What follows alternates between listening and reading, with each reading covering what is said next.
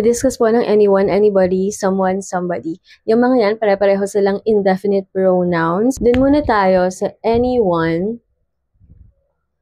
at anybody. Yung dalawa na yan, parehong nangangahulugan na any person. Wala silang particular na tao na tinutukoy or pinatutungkulan. Ibig sabihin, kahit na sino lang yan. Ang pinagkaiba lang nila, formality. Mas formal ang anyone kaysa sa anybody. Pero again, in conversational English, pwede siyang maging interchangeable. Pag tinanong ko, does anyone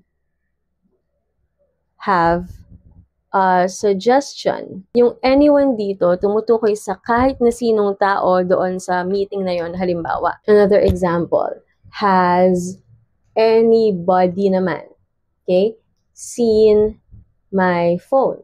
Wala ka namang particular na tao na pinaghihinalaan or wala ka namang particular na tao na alam mo na nasa kanya yung phone. So, kung-consider mo na kahit na sino, pwede nakakita ng phone mo. Now, ang someone naman or somebody, meron ka na ditong particular na person na tinutukoy. Pero kahit may particular person ka in mind, yung person na yon still unknown siya or unspecified. Meaning, alam mo na may isang tao na gumawa nun or tinutukoy mo, pero hindi mo siya identified. For example, someone sent us a letter.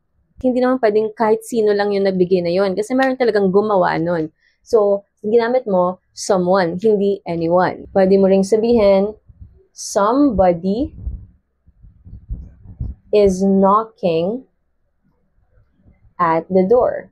So, hindi mo pa alam kung sino yung taong kumakatok, pero merong particular person na kumakatok sa pinto nyo ngayon. Same lang din, ang someone usually ginagamit sa formal contexts at ang somebody naman ginagamit sa casual context. Pero again, like anyone and anybody, pwede mo naman silang i-interchange. Nagsulat ako dito ng isa para sagutan nyo. I need blank to help me here. Anyone or someone.